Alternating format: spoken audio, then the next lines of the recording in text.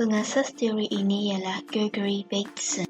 Beliau seorang ahli antropologi yang mengemukakan teori ini pada tahun 1972. Teori ini didefinisikan oleh Gregory Bateson iaitu batas ruang dan sementara dari mesej interaktif. Teori pemikaian menjelaskan bahawa kebiasaan memikirkan cerita dan kandungan cerita dalam konteks yang biasa. Pada tahun 1974, Irving Goffman memperbaharui teori pemikaian dalam penggunaan kajian komunikasi. Menurut Goffman, bingkai sebagai kerangka sosial dan juga skema yang membolehkan penggunaan mengatur pengalaman. Beliau juga berpendapat bahawa instrumen masyarakat ialah bingkai yang membenarkan orang mengekalkan tafsiran realiti.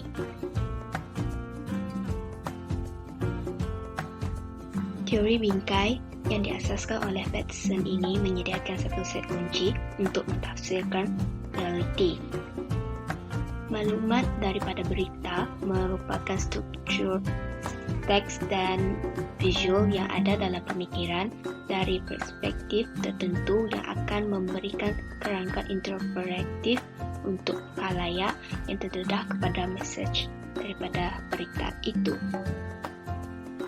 Bingkai menarik perhatian kepada beberapa aspek realiti. Oleh itu, pemikaian terdapat dalam fikiran seseorang wartawan yang menulis laporan berita.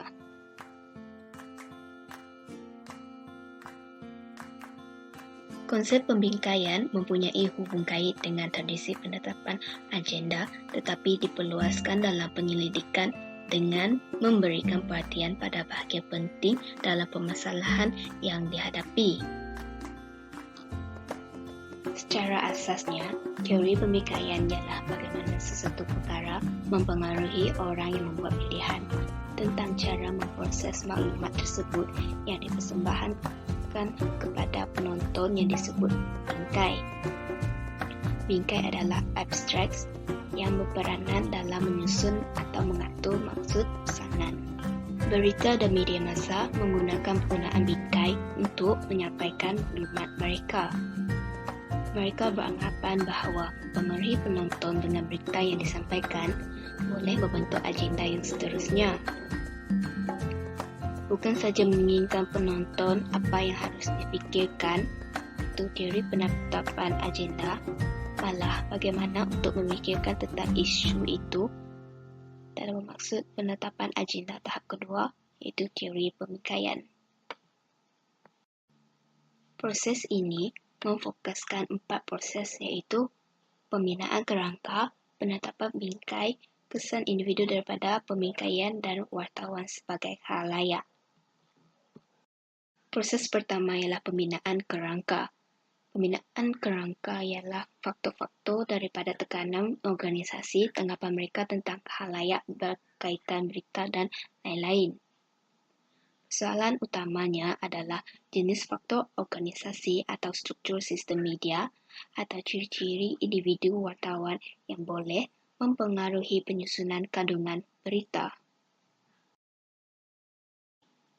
Proses kedua ialah penetapan bingkai.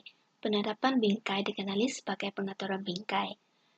Menurut McCombs, Lamas, Lopez Escobar dan Ray berpendapat bahawa penetapan agenda dan kerangka berdasarkan pada proses dasarnya yang sama. Proses ketiga ialah kesan terhadap individu daripada pemikaian. Pengaruh terhadap individu bingkai audiens terhadap beberapa pemboleh ubah tingkah laku, sikap dan kognitif telah dianalisis dengan menggunakan model kotak hitam.